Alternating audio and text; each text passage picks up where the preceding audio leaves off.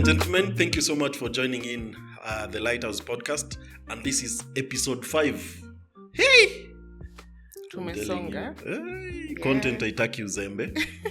So how are you, Steffi? I'm fine. How are you feeling? I'm very well.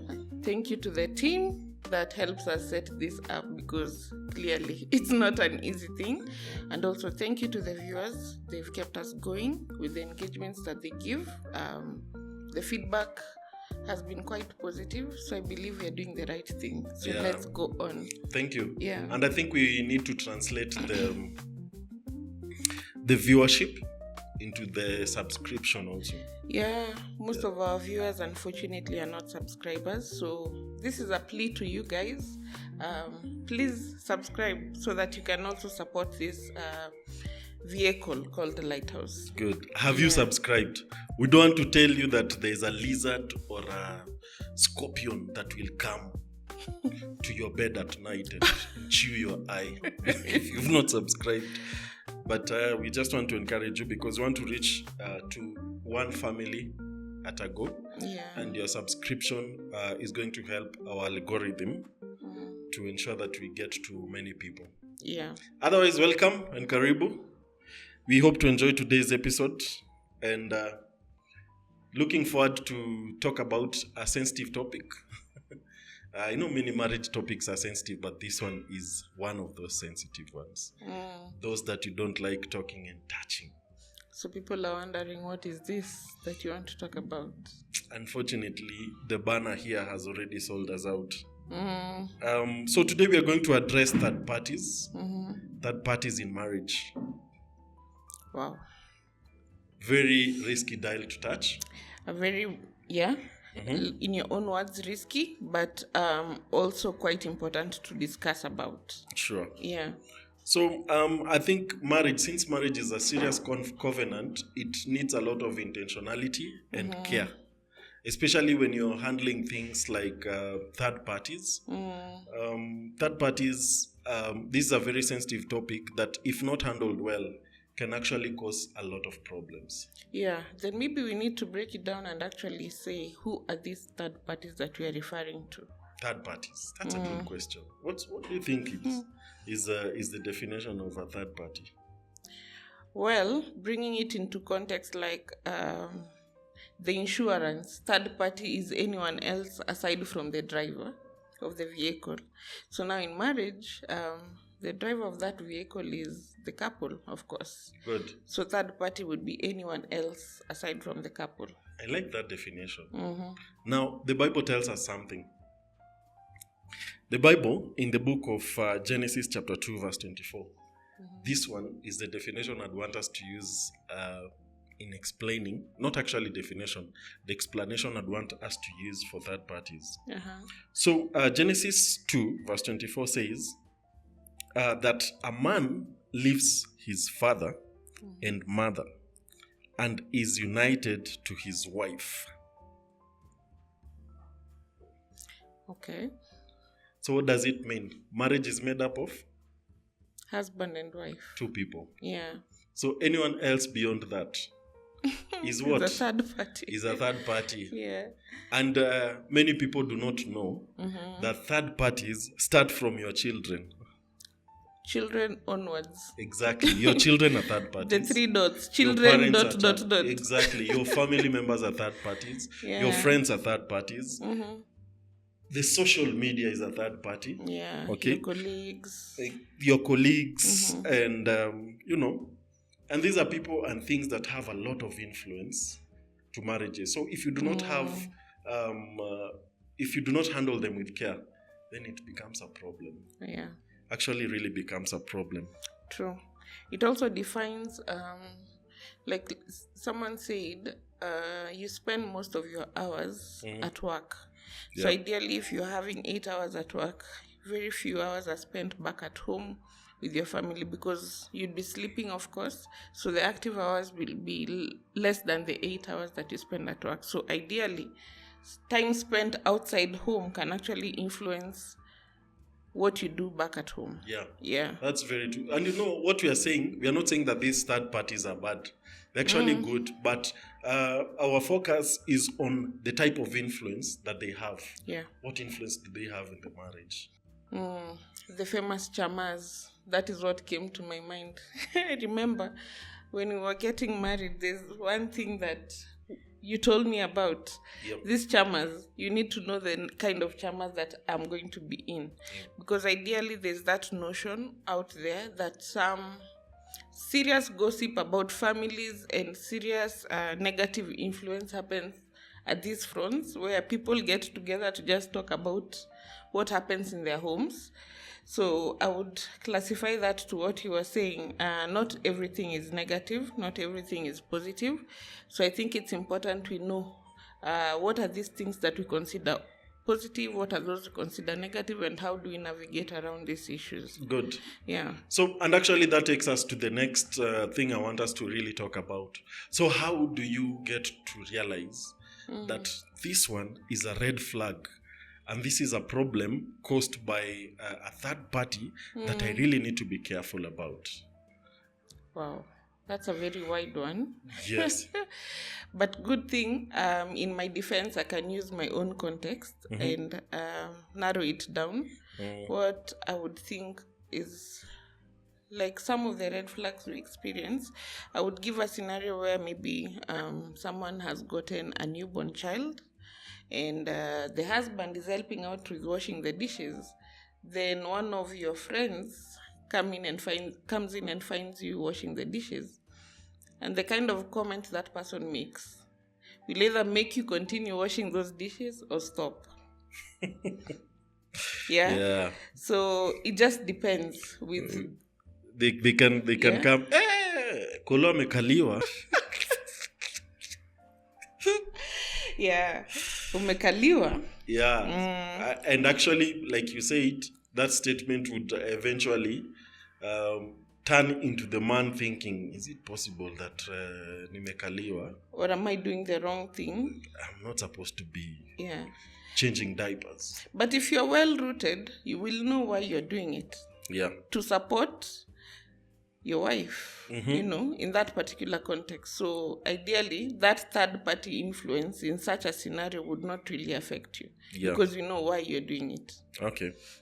So one thing that is actually very critical that you'd want to look into as a problem is when the communication patterns and the connection between you and your partner changes. Okay.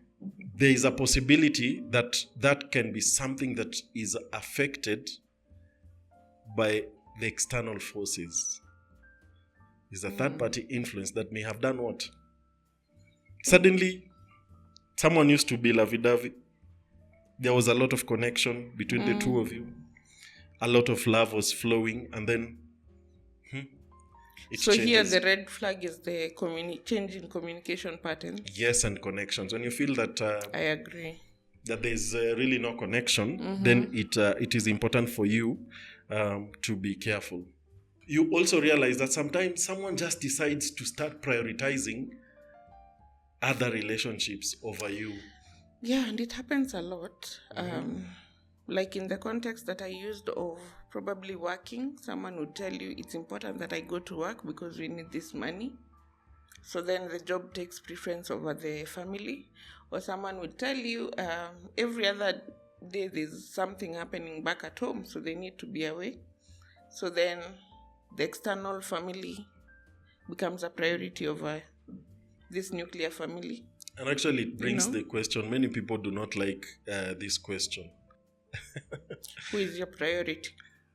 I can even go further and ask you, who comes first between your parent and your spouse, between your mom, your dad, and your husband or wife? Are you asking me or the Yes, viewers?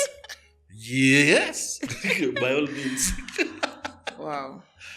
Choosing between who is your priority between the parent and your spouse, I know it's a tricky conversation, but it's important to realize that once you get married, there's a shift that has happened.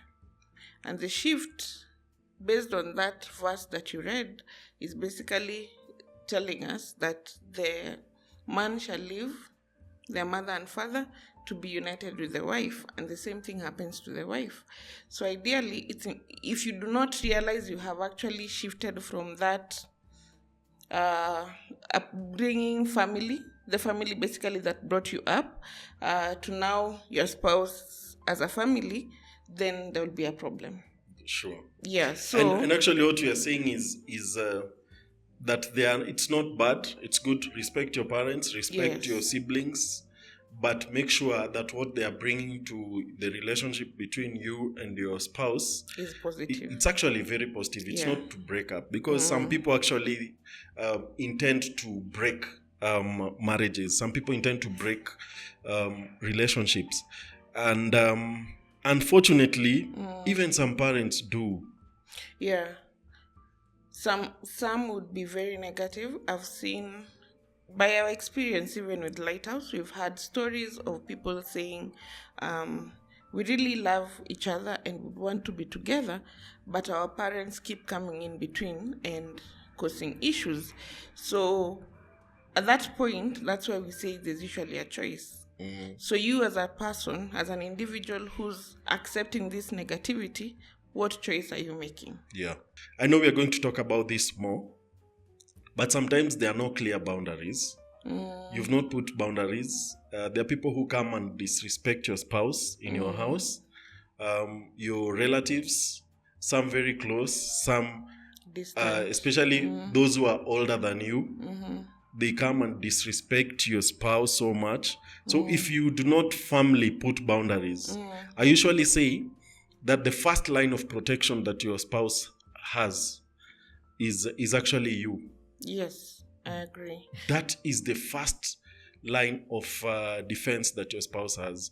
If you expose them, if you talk negatively about them to external forces, to your relatives, definitely they're always going to take your side. Well, maybe to tweak this conversation a little bit, I would want to bring a context that I'm sure is familiar in almost every home. Okay. Whereby probably you have a younger sibling who is a sister and are married to your home, and now your sister feels like this is my brother's house, so I can do whatever I want when she comes visiting.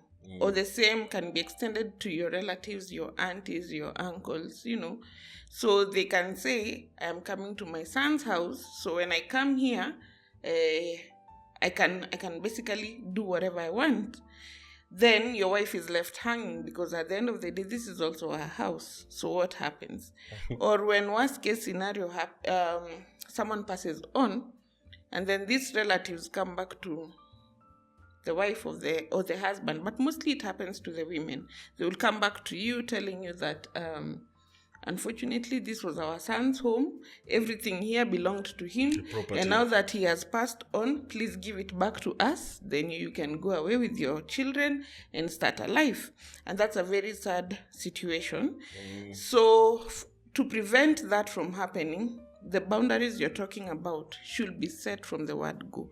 People should know, my wife, my husband is a no-go zone, and then we can discuss anything after that, So then you'll be protecting them all through, even in situations which they would have otherwise become victims. You're the one who went and picked your partner. Yeah. You know what you were looking for. and you decided this is the one I want to stay with. So you are the reason why she's a relative or he's a relative to your people.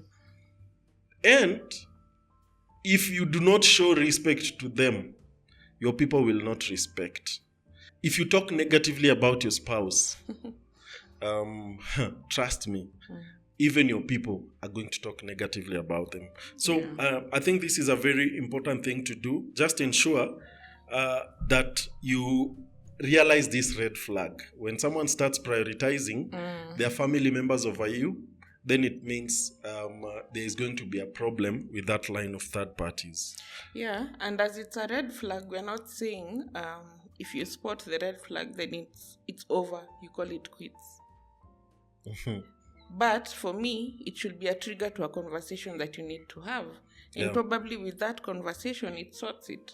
That's true. Yes. So it's not that when you see that red flag, run away, but start a conversation about it. True. Yeah. So the other red flag that you need to be careful with is when the marriage starts having a lot of secrecy. Then it means there is something that is being hidden, caused by a third party. Yeah. It's not easy to walk blindfolded. Exactly. Yes. Marriages are supposed to be very open. I think we are going to have one day to talk about openness. When you realize secrecy has started being in the marriage. Well, I've seen people who have passwords. If you open the phone, there's the password for logging into the phone. If you want to check the call log, there's a password into checking the call log. If you want to go to the messages, there's a password. If you go to...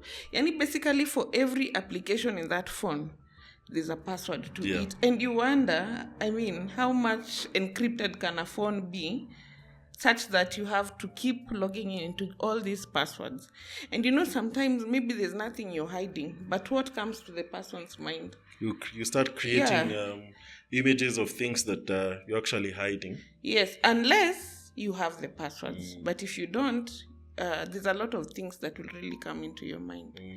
Yeah. I think that's just one example, but it's also important for us to be careful to note that when secrecy starts setting in the marriage, there's something this person is probably hiding from you, and it's going to shake up your marriage. Like you're saying, when you start putting thoughts in the minds of someone, then there is going to be a problem. Yeah.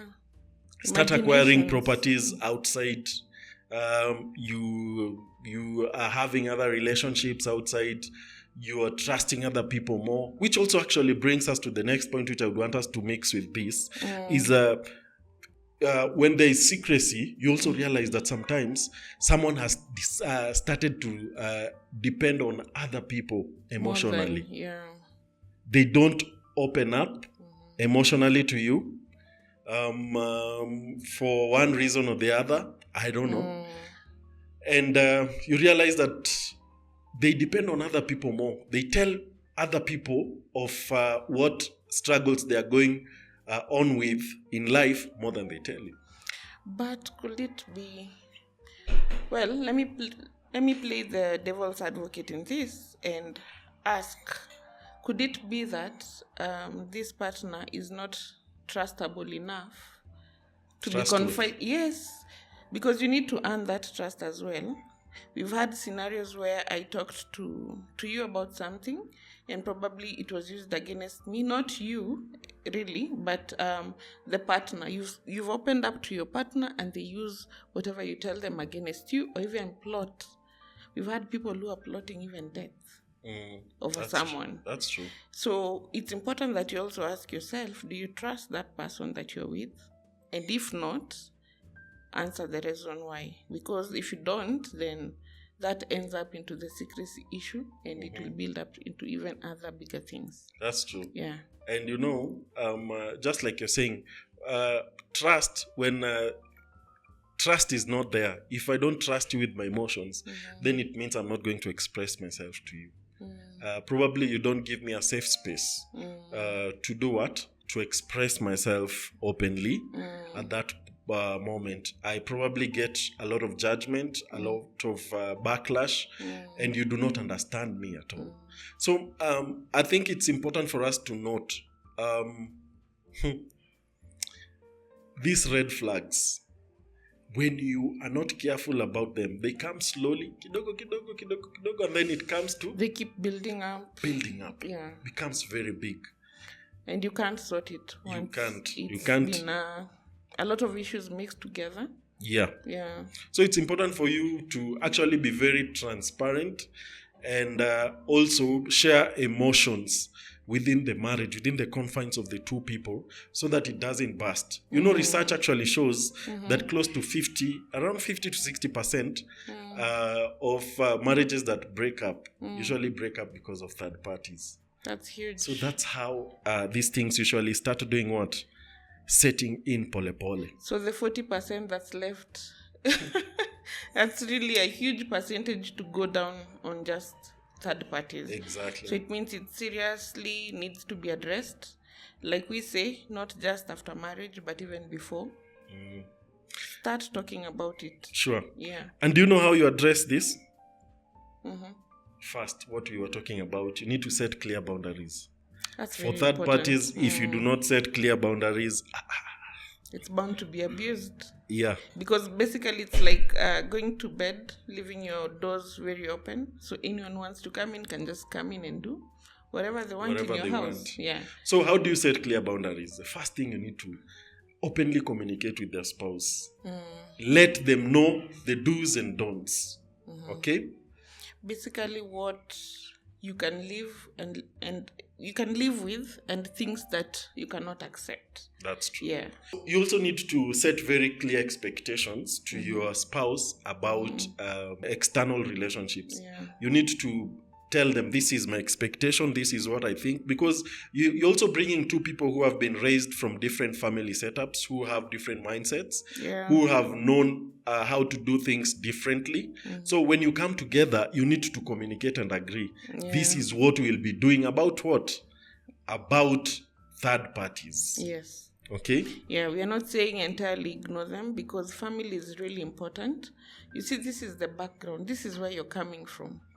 And I'm saying family because most third parties are about families. Sure. Yeah, like in that 60%, you'd find 50 is about families and 10% would be colleagues, friends, and all these other things. So we are not saying ignore them, because you cannot live in isolation. You need all these people. You need a community. And we usually say social capital is very important. So don't ignore them, but agree on how to treat them. That's true. Yes. Just decide, in my house, before you guys come, you have to do what? You have to communicate. Yes. If and then we also come from different, we Africans. Yes. From different parts of this world. And like here in Kenya, there are some communities that are community oriented. When you get married to someone, you get married to the whole community. The entire community. Everyone comes. Everyone in the village says, we have a son in Nairobi. They'll always be knocking at your door. Yes. Always be knocking at your door. So when you're not careful, then it could actually be a problem. It can be. Actually, I can't say it can be, but it is a problem. Yeah, because assuming I'm coming from a very small, tight, private family, and I'm married to that person who is a community person, there'll be a lot of adjustment required in terms of now me accommodating not just one person, but the entire community. And every other day, there'll be guests in your home. If you're prepared about it, then probably it's fine. But if it comes in as a surprise, then that's a problem. It actually becomes a problem. Yeah. So what we are simply saying is that you need to set very clear mutual expectations. Yeah. Let it be mutual. Let it be something you've discussed and agreed on, that this is how we want to handle third parties. Yeah. Okay? So the other thing that you also need to do is you also need to address when boundaries are violated. Yes. And you address them as they happen. Yeah. So both between the two of you and also with the person who is trying to do what? To overstep there. Yeah, because it's your responsibility to make them know, I'm sorry, I cannot accept this because of A, B, C, D. You see, if, say, the fault is coming from your side, let me use you as an example. It is upon you to communicate to that third party that I'm not able to do this because of this and this and this. And the same thing, if it is me, you expect me to communicate that to my third party, regardless of which third party it is. And also discuss and agree that moving forward, if this scenario happens, this is how we want it to go. This could even be financial support, because you see sometimes there's, unfortunately, there's this thing we call black tax with us Africans. There's always someone that needs your help back at home. And it's important to help these people, because we are not saying that you're going to ignore them, but it's important we agree. How are we helping them? That's true. Yes.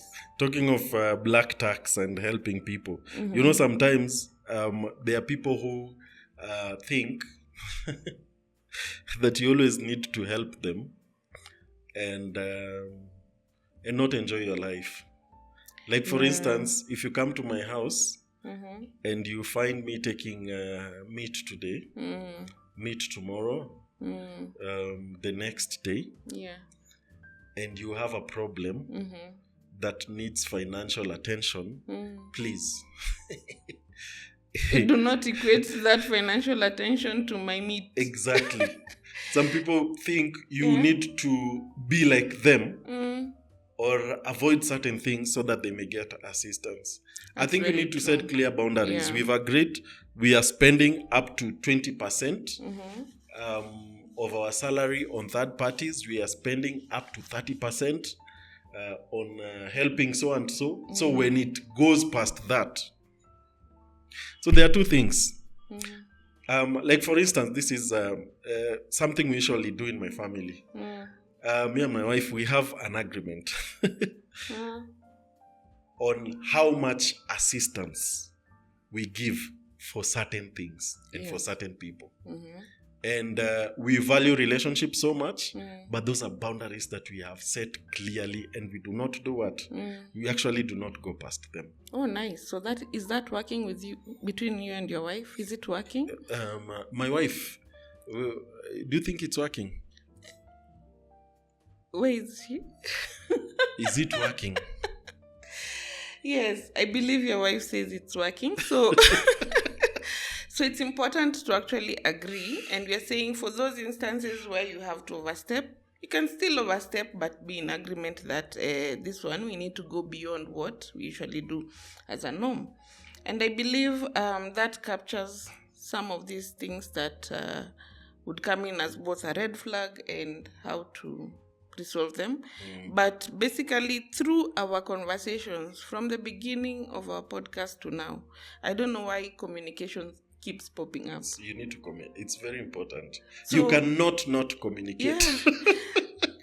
When I was in campus, my first year, we did a course called Communication Skills. And I kept asking myself, I came to learn finance. Why is this important? Until now, I finished that unit and I realized there's nothing you can actually excel in without communication. Yeah.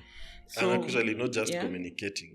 You need to ensure that it's effective. Yes, effective communication. So it keeps cropping up. So probably if you want to say, ideally, because out of the things you've talked about, if you want to say part of the solutions towards any issue in your marriage or courtship. Yeah. Communication it's very main factor into that. That's very true. There's this couple, they're friends of ours we visited. And I really liked something that the husband to that friend of ours did. It's something that many people do not actually do. They had guests. Very close friends. Actually, they're best friends. It was all fun and games and eating and, it was a bash. And everybody was having fun.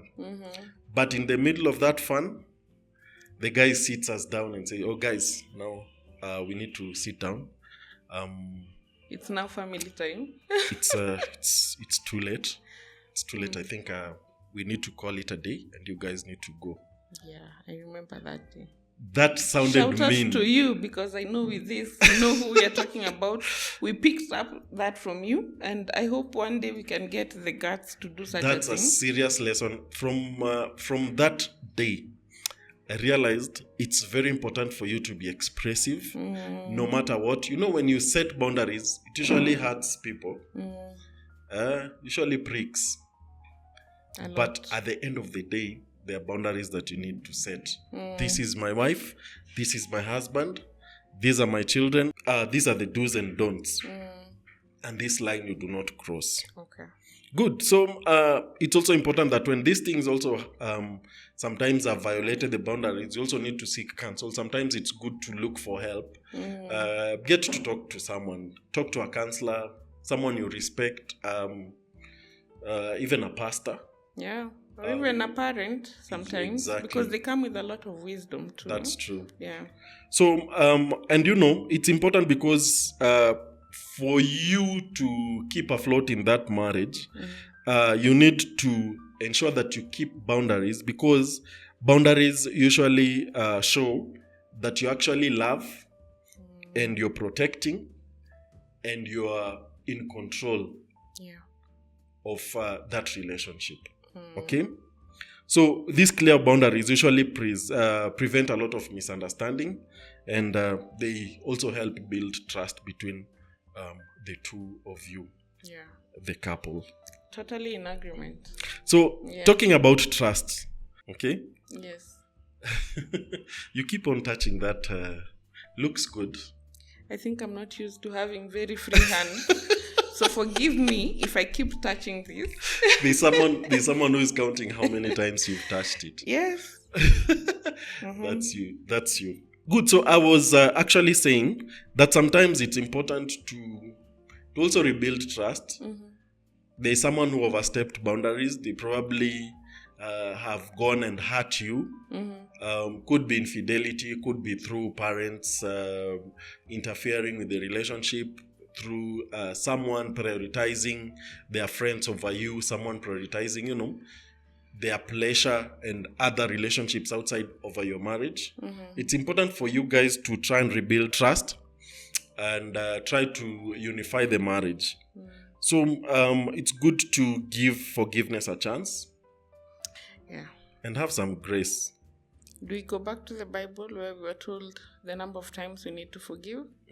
It's important because we are Christians. So then you can communicate, yes, but without forgiveness, we are not heading anywhere. So we really need to come to a place of accepting that sometimes we need to be the person who forgives. Sure. Yeah. It's important to really forgive when sometimes people overstep the boundaries without knowing. Yeah. It's not intentional sometimes. And since it's not intentional, you need to forgive them. Yeah, sometimes it's never that serious. Some kidogo grace would go a long way. And also after you also give forgiveness, try to reaffirm the position, the commitment that you have for the marriage, and then also pray about these issues. We believe in prayer, and really prayer really works. The cross, the power of the cross has been a place of exchange for a long time, and it still will be. And by that I mean you take your problems to the cross, and God promises that He will take your heavy load and give you a lighter one. So that's trust on true. The cross. Yeah. So prayer would also actually make it easier for you to offer and also receive forgiveness. Yeah. So and I think as you continue to build trust in the marriage, they remember that patience is important, and also try to be humble as you also rebuild that. Two things that are very tough. Extremely tough. There's a meme that has been going around showing the difference between Tanzanian ladies, Kenyan ladies, and Ugandan ladies. And most of us would laugh when I give this. But unfortunately, us Kenyan ladies are the ones who are considered to be rude, to be tough. Humility does not exist. Patience, no. So I don't know whether we've grown in a very tough background that has really toughened us. But those two things that you said, patience and humility, I know are really hard to achieve. But you're also saying it's doable, because if you practice it slowly, you'll get there. But it will help you resolve so many issues. Yeah. That's very true. And we have come to the end of our 5th podcast. Thank you so much for joining us. So our rallying call specifically for this podcast is for you to remember that marriages are very sacred. You need to protect them. the only way to protect them is to ensure that you don't let external pressures and boundaries are not broken, and people do not come to infect your marriage with things that you don't believe in as the two of you. So we want to encourage you to discuss with your spouse on how to set boundaries, especially concerning these third parties. Yeah. Continue the discussion. And what do you say? Well, before I close it on my end, there was a comment that came in, and someone was asking, what exactly does Lighthouse do? It's not just about podcasts, but I would want to say we are very big on families that start from the couple down to the children and any other thing that is related to the family. We do capacity building sessions within families, not necessarily those that are having issues, but even those that want to just grow their bond and become better than what they are. And part of what we do, we sometimes hold training sessions, and now we also do the podcast, so that we are not able to reach out to everyone, but those that we can be able to reach out to physically, we do. Those that can be reached out electronically through our podcast, we are still achieving our motive to just basically help to empower families and grow them. So yes, that's just Lighthouse. That's us. Yeah. So if you want to be part of this journey and support this process, first you can start with this podcast. Like, share, and comment, and also subscribe for us to continue to build families together. And our director, DOP and producer, please make sure you also put a banner hapa chini. If you want to support this course, we are going to offer a pay bill. You can stand with this ministry if you think it's noble. Otherwise, God bless you. And thank you so much for joining in. Thank you. See you in the next one. Yeah.